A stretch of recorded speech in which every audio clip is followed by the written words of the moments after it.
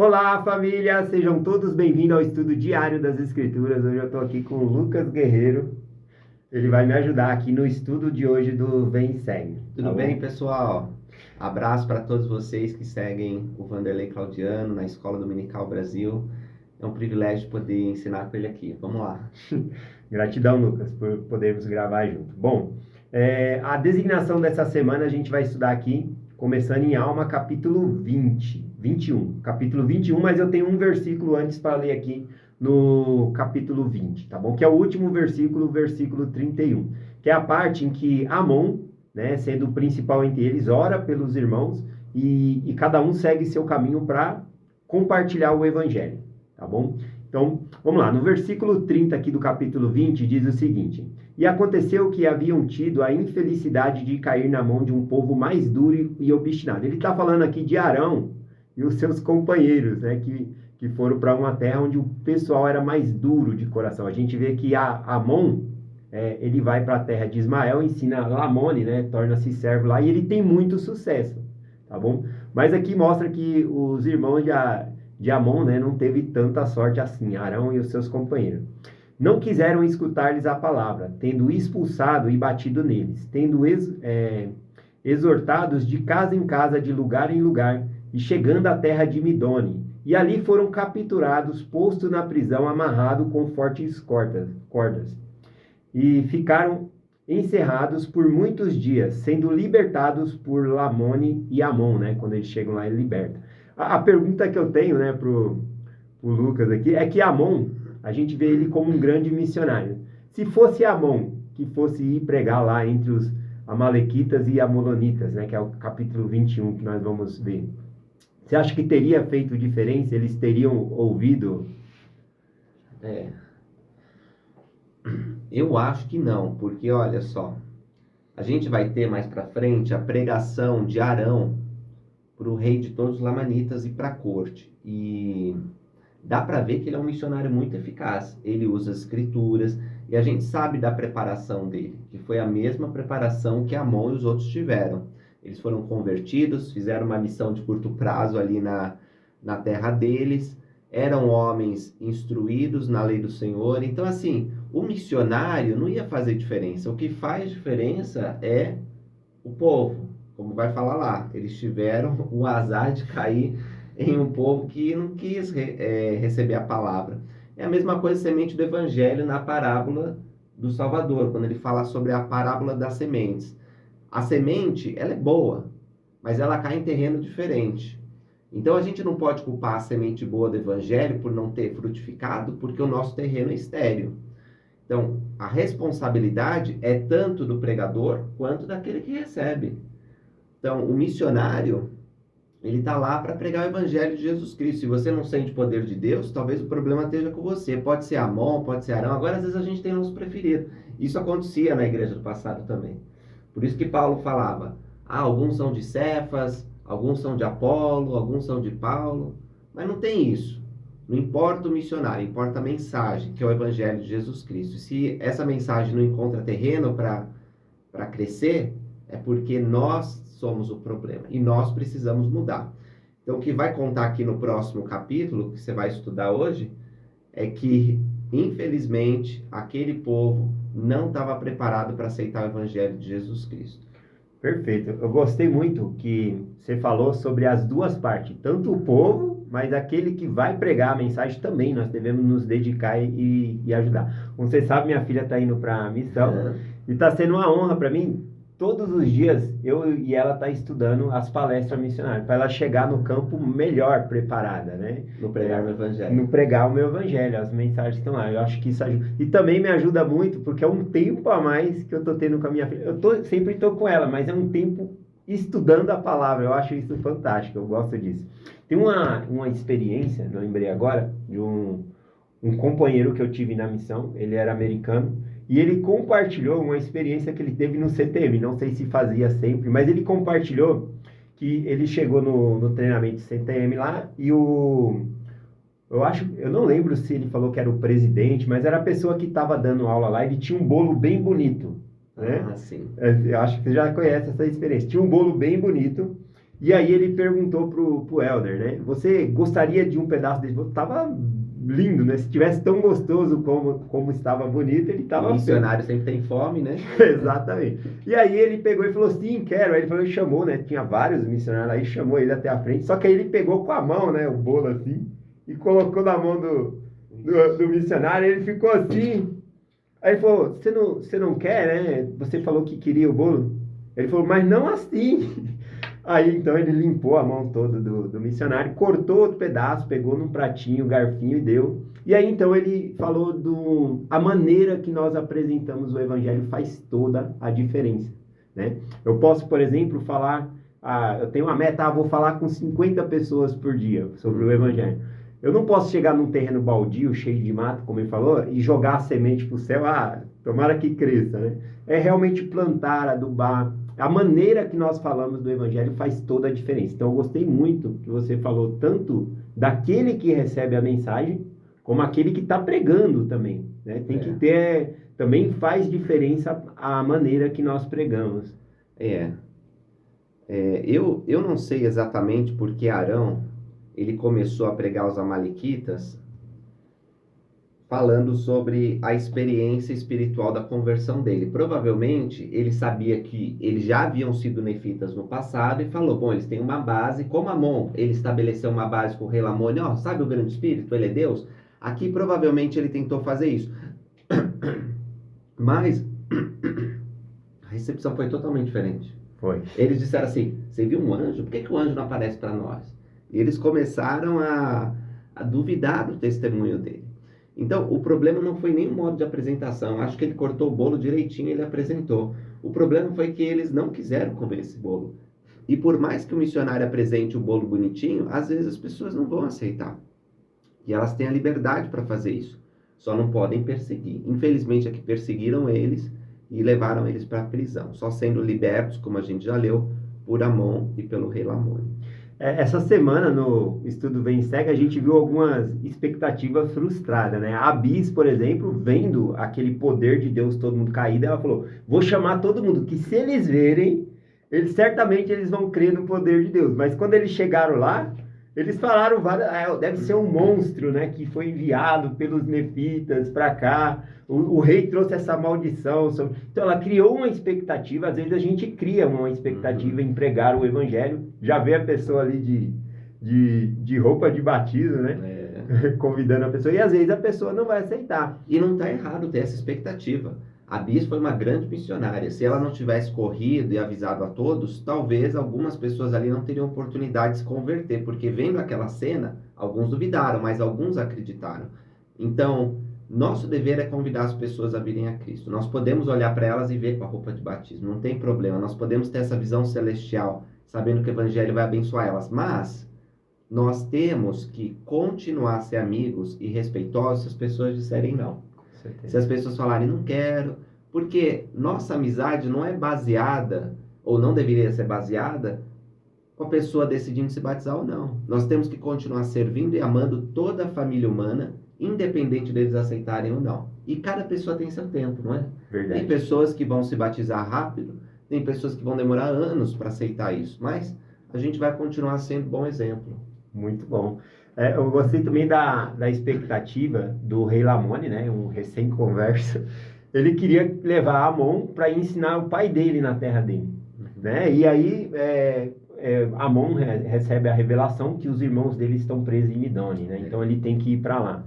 Mas a Lamone, ele estava com a expectativa que o pai dele ia receber bem. E até mesmo quando eles estão indo para Midone, o que acontece? Eles encontram o pai dele, né? E aí Lamone explica tudo para o pai dele o que havia acontecido.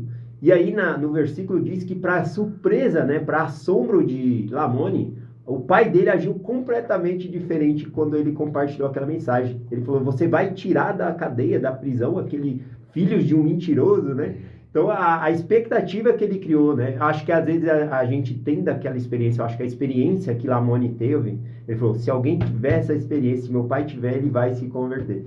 Mas é importante também falar, igual você falou, sobre respeitar, e às vezes não é o tempo da pessoa, que nem naquele tempo o rei do Lamanita não estava pronto, mas depois ele estava completamente receptivo para a palavra. Então é bom, né, não desistir. E às vezes a gente se prende na personalidade do missionário. Porque tão impressionado ficou o velho rei, o pai de Lamone, o rei de todos os lamanitas, e quando Arão chegou para pregar para ele, disse: cadê o teu irmão? Né? Eu queria que ele me ensinasse, queria que esse missionário me ensinasse. Aí ele fala assim: olha, Deus chamou ele para outro lugar. E aí ele começou a ensinar. Então o importante não é o missionário, é a mensagem. Às vezes a gente se apega a um missionário e tudo bem, né? A sua filha está indo para a missão, ela vai conhecer famílias maravilhosas, ela vai se apegar a eles e eles vão se apegar a ela. Mas uma hora ela vai ser transferida, uma hora vai acabar a missão. Sim. E o que vai ficar? Vai ficar os ensinamentos importantes de Jesus Cristo. Então, mais importante do que a personalidade do missionário é a mensagem que ele traz. Perfeito. Gratidão pelo seu comentário. Eu vou só finalizar aqui, por conta do tempo mesmo da mensagem. Nós estávamos falando sobre a questão de ver anjos, coisas assim. O versículo 5 aqui, de Alma, capítulo 21, diz assim, né? Ele chegou lá, começou a ensinar, Arão começou a ensinar e diz assim: assim Arão entrou em suas sinagogas para pregar ao povo enquanto lhe falava. E eis que se levantou uma amalequita e começou a discutir com ele, dizendo: o que é que testificaste? Viste tu um anjo? Por que os anjos não nos aparecem? Eis que o teu povo, eis que o nosso povo, né, não é tão bom quanto o teu povo. Como é que você responderia a essa pergunta, Lucas? Por que De um certa anjo... maneira, acusam a gente assim, né? Vocês acreditam que só os mormons vão para o céu? Às vezes as pessoas falam coisas assim: vocês se acham melhores que os outros, né? E eu acho que Arão fez bem. Em vez de responder diretamente aquelas críticas, aquelas provocações, no versículo 7 ele diz: crês tu que o Filho de Deus virá para redimir a humanidade de seus pecados? Então ele estava centralizando a conversa em Jesus Cristo, né? Porque ele estava lá não para tentar resolver as intrigas que haviam entre os nefitas e os nefitas apóstatas, porque esse povo tinha saído dos nefitas. Ele não queria dizer que ele era melhor. Quando ele falou sobre anjo, e a gente não tem essa conversa inteira aqui, mas provavelmente foi isso, porque o cara acusa ele de ter visto um anjo, ele estava tentando expressar a conversão dele. E tinha começado assim, ele estava procurando destruir a igreja de Deus, junto com Alma, Mamon e outros, e um anjo apareceu e impediu eles. Então ele não estava contando que ele tinha visto um anjo para dizer: eu sou bom. Na verdade eu era muito ruim, é por isso que o anjo veio. Né? Mas as pessoas, elas não estavam conseguindo entender o testemunho dele, porque elas já estavam predispostas a criticar. Infelizmente, às vezes no nosso meio, existem pessoas que não vão querer ouvir nossa mensagem porque elas já colocam um rótulo, elas já veem a gente com preconceito. Elas ouviram um documentário, elas ouviram um pastor, um líder de outra igreja falando absurdos, e aí ela já vem: o quê? Livro de Mórmon? Não, daí não é para mim, é coisa do diabo. Ela nem sabe. Então, assim, o que pode quebrar esses preconceitos e esses rótulos? O nosso testemunho de Jesus Cristo foi o que ele tentou fazer, ele centralizou em Jesus Cristo. O testemunho que vem pelas nossas palavras, mas também pela nossa ação.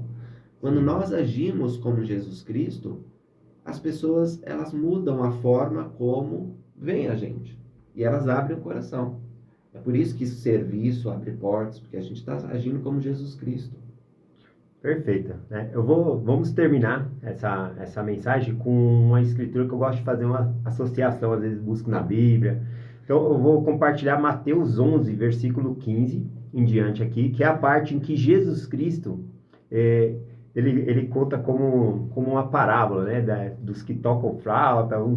É bem legal aqui, ó. Mateus capítulo 11, do versículo 15 em diante. Diz assim: quem tem ouvido para ouvir, ouça. Mas quem se assemelharei a essa geração? Ou seja, eles não estavam dando ouvido à palavra do profeta. A gente já falou aqui, inclusive, sobre quem está pregando. E agora ele fala de quem está ouvindo, né? A quem ele vai se assemelhar a essa geração aqui, que muitas vezes pedia até um sinal, né, para provar que ele era o Cristo. Assemelharei aos meninos que, assentados nas praças, clamavam com seus companheiros, dizendo: tocamos flautas e não dançaste, cantamos lamentações e não choraste. Assim, pois, veio João, não comendo nem bebendo, e disseram: tem demônio. Veio então o filho do homem, comendo e bebendo, e disseram: aí um homem comelão e beberrão, amigo de publicanos e pecadores. Mas a sabedoria da sua justiça por seus filhos. Peraí, mas a sabedoria é justificada por seus filhos. Essa parte aqui, a sabedoria é justificada por seus filhos, na tradução de Joseph Smith, ele fala que é por suas obras, igual você compartilhou, né? É justificado pelas obras. Aqui, então, nós temos dois grandes pregadores, João Batista e o mais excelente de todos, Jesus Cristo, né? Né? E aqui ele falou, olha, João Batista, ele veio, ele não se associava com as pessoas, ele pregava lá no deserto e não conseguiu agradar eles. E agora Jesus Cristo, pelo que nós vemos aqui, ele era mais sociável, ele vinha, estava junto, ia nas festas de casamento. Você não vê João Batista nas festas de casamento, né? A vez que ele entrou na festa de casamento foi só a cabeça dele lá, né? O aniversário lá do rei Herodes. Então, ele não se associava dessa maneira e não conseguia agradar. Então, quando ele fala, tocamos flauta, não dançaste, cantamos lamentações e não choraste, ele está falando, não importa quem venha a vocês. O problema está o coração de vocês. Né? E aí eu encerro essa parte aqui. Se gostaria de compartilhar alguma coisa sobre essa parte? Não, foi perfeita essa escritura.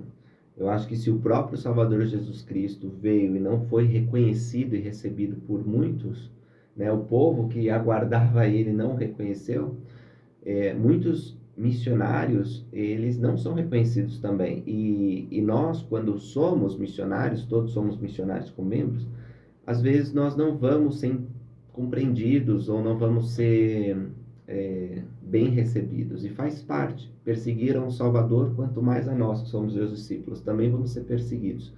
Mas nesses momentos de perseguição, de incompreensão, a gente precisa ser sábio. A gente precisa saber que o nosso exemplo nas aflições pode contar muito.